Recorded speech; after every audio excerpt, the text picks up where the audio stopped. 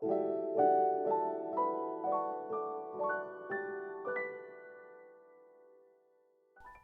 everybody, welcome to the dungeon. My name is Robin and today is Flameworking just for fun. This is a new series that I'm starting. Mostly it's all about just having fun down here and not worrying about coming up with something new and different every time. So for this first demonstration I'm gonna do, this one's for my mom, and she asked me to make her another touchstone, and this time I wanted to make it as a pendant. And my mom's really big into holidays. She loves celebrating all holidays, and especially the 4th of July. So this one is probably the only time you'll see me using red, white, and blue. It's just not really my color scheme, as you can see. But it really came out beautiful, and I hope you all enjoy this one, and I hope you all enjoy this series. And as always, I hope you're all doing safe and well out there. Thanks so much for joining me, and I'll see you next time in the dungeon. Okay, so we're gonna go ahead and start this out, and I just have to let you know that Patrick and I just got done with a 24-hour drive from Colorado to here, so I am hoping that I can get through these talking points without any issues. And if you have questions, please let me know. You can also find the Worry Stone in the Off Mandrill playlist or in the Everything Lampworking or Everything Flameworking playlist as well. It's called Lampworking Off Mandrill, the Worry Stone. So all I'm doing right now is adding a little bead as a loop to the Worry Stone for my mom so she can wear it. And if you've seen me make these before, you know I do horrible loops. So I just made a bead on the mandrel and put it right on the other side of my annealer door so I can use it later on to add to this.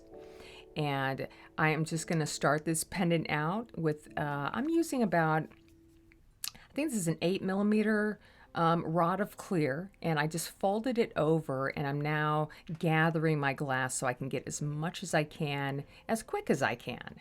And before I add my punty, I just want to shape it up a little bit so it's just a nicer shape overall. And I have a nice thicker punty here. This is like an 1/8 inch punty, and it is a nice heavy duty punty, especially if you're working with glass that becomes heavy. It's easier to work with a thicker punty than a very thin punty. And here I'm just adding a little bit more clear glass before I cast it off. I kind of got into it, so I added a bit more than I thought I was going to. So this pendant came out a little bigger than I was thinking. Either way, it turned out great. So, you know, with all of these demonstrations, if you want to make what I'm making, you can size it however you want to. It does not have to be this big. Okay, so before I continue and start adding the color, I want to get back into a nice shape again. And it's easier for me to add my stripes of color on to a shape like this that's more kind of tubular shape, I guess, is the straighter sides. Makes it easier for me. So now what I'm going to do is start adding the color. And like I said in the beginning, red, white, and blue is not my color scheme.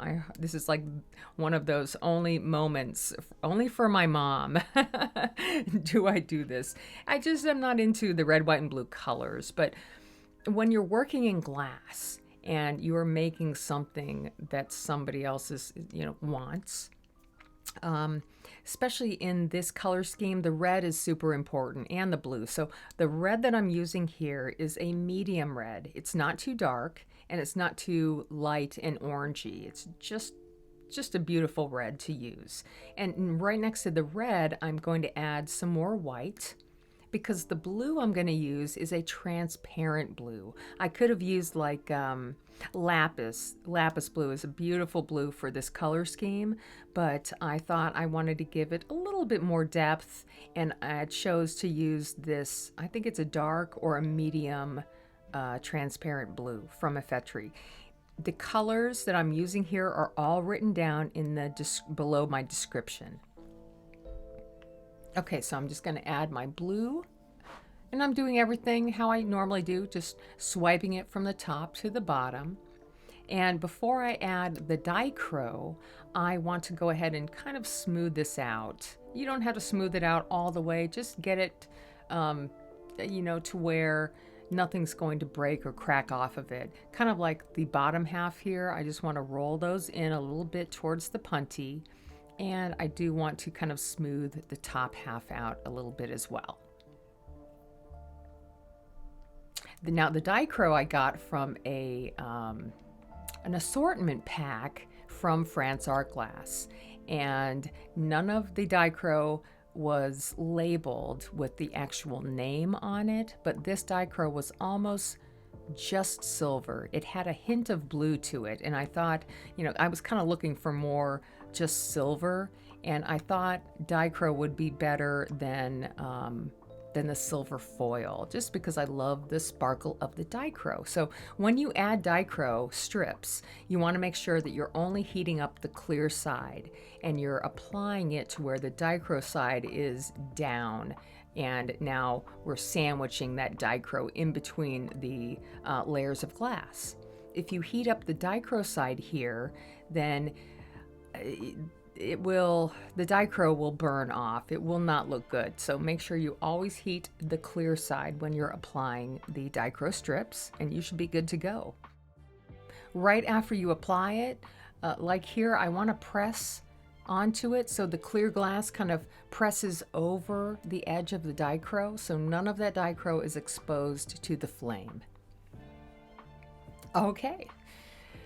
Now we're ready to add a whole bunch of clear. So I'm gonna just encase this whole thing in clear, just to give it that depth that I'm looking for. And I really don't want the color to be exposed to the surface.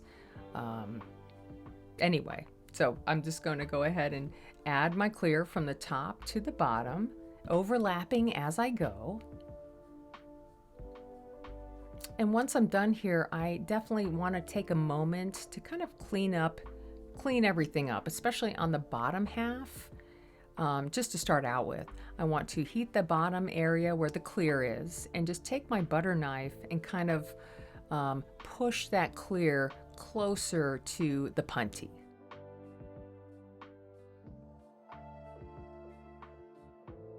And then for the top half, I want to just start to heat the top up, and it's important that all of the color is pulled together into that one single point. And if you've seen these demos before, I do a lot of these pinching and pulling of the tips.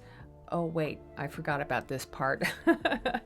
Okay, so before we do that, let's go ahead and add some stringers. I wanted to add a little extra stringer on these to be on the outside of the color. And this one is a lapis blue that is coated in a thin layer of clear. Okay, and then this one is a white, also coated in a thin layer of clear. And the reason why I coat the stringers in clear before I pull them out is so when I go to use them, they don't blur out. They hold a nice, tight line. And then I'll just go ahead and use my butter knife and just smooth those down. And then I'll add more clear on top. I forget all about this. I apologize.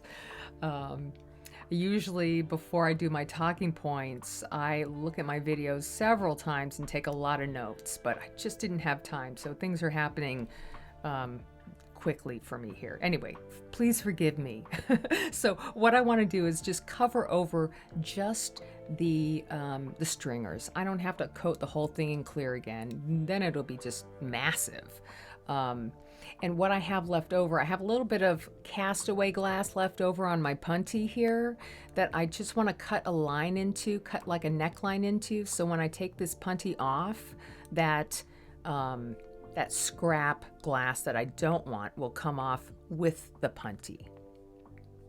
Okay, now for a nice reheat.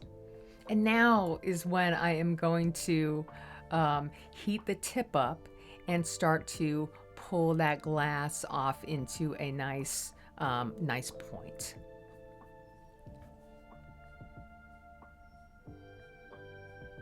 Don't forget that there are areas in the glass that might cool down quicker than other areas. So like the punty side, I want to make sure I just get a little bit of heat there before I spend all of my time heating this front section so it doesn't crack on me. Okay, so I'm going to use my tungsten pick tweezers here. I love these tweezers. I have to tell you guys, if you don't have a pair of these, you might want to invest in some. I got these from Frantz Art Glass, and I think they're only like 25 bucks. It was a really good deal.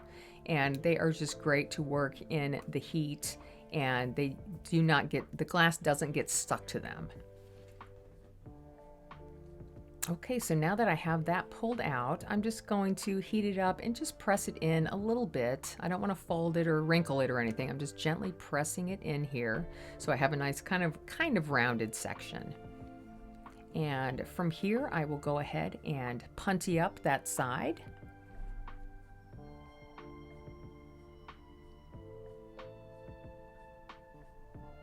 Okay, and now I can heat everything up a little bit and focus all my heat on the other punty. And I want you to realize, I'm going to slow this down here in a second to real time. I want you to realize that when I take the punties out, I'm not just like yanking them out. Most everything is double time when I edit these videos to make them a little faster. But you see how gently I'm taking that punty out. I don't want to rip it out. Be gentle. So now what I want to do is go ahead and pinch and pull this other side out and clean it up real nice so then we can repunty it and start twisting this pendant.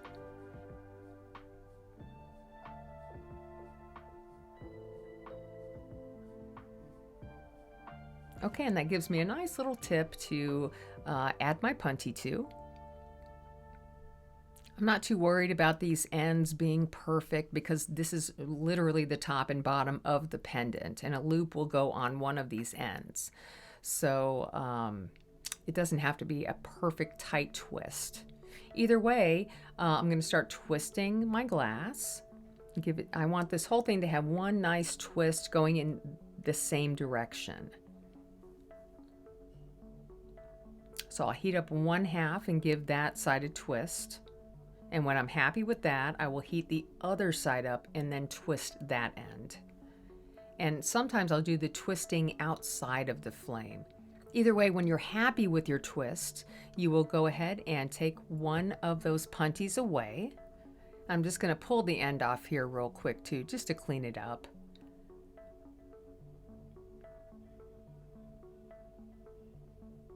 Okay, now I want to shape everything up into a nice round. You could definitely, I mean, this could be a marble right here if you wanted to make a marble. And I did realize that, gosh, I really had a lot of glass here and it just barely fit in the marble mold. So I'm being very, very careful not to crease or cut into the glass with the edge of the marble mold. I'm just kind of doing my best to get to as round as I can get. The marble mold is a 1 and almost a 1/2 inch marble mold, so that kind of gives you an idea of how big this pendant is. Okay, I'm going to go ahead and do my, I think this is my final punty, but I'm not sure. Either way, I'm going to punty this side up and go ahead and take the opposite punty off again.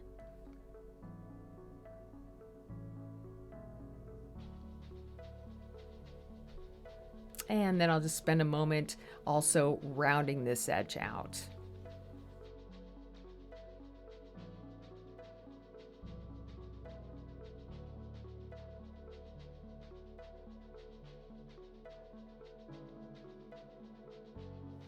Okay, so once I'm where I want to be, I like the way this looks. I love the twist on it and the shape looks good. Now what I want to do is start to flatten it out. And because it's such a thick amount of glass, it takes me a few seconds, you know, to get everything to the right heat. And I'm going to start pressing very gently. I don't want to press the whole thing all at once. I will go through about 4 or 5 different pressings to get to the thickness that I'm looking for. And in between each press, I'm heating up both sides because I want the whole thing to squeeze from both ends. And I think maybe one more time. You know, when you're working off the end of a mandrel like this, you want to be careful not to overheat it too much. You want to stay in control of the glass. You don't want the glass to control you. You control the glass. So, you know, sometimes it takes time, but you just want to be careful not to get this pendant too flippy and floppy on the end of the mandrel. I have to be honest and tell you, it took me years to really feel confident that I was in control of the glass. Okay, so let's go ahead and make this into the Worry Stone. I have a spoon that I use for this method, and I'm just going to heat up one face, the side that I like the most, and I'm going to press my spoon into it 1 or 2 times. And this will give me a really nice indentation that is like beautiful, and it feels really good when you touch it. Okay, I'm going to fire polish this a little bit, making sure everything is nice and glassy again. And if the pendant starts to get a little too much movement, or it's not flat anymore, then, you know, go ahead and flatten it one more time before you go on to the punty. And that's what I'm going to do right here. I'm just going to give it a quick flatten on the graphite. Okay, so I have my punty hot. I'm going to roll it out into a little bit of a pencil point and immediately press it onto the bottom of my pendant. And you don't want to touch that again. You'll get a better break off if you do not touch that punty again. Don't flash it or anything.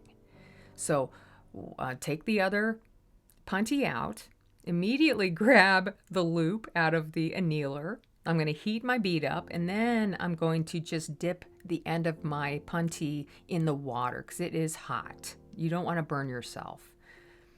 Okay, so now I'm going to get both sides hot, stick them together, and of course when you have the soft glass, they will immediately make a nice melted bond together. And here I'm going to break the punty off the bottom. I have a little bit of time to fire polish this, and we are done, you guys. I love this pendant. My mom absolutely loved it. I'm so happy that I could give this to her. And you know, on that note, it's good to be back home, and it's great to be back in the dungeon again with you all. And on that note, I'll see you all next time. Take care, everybody.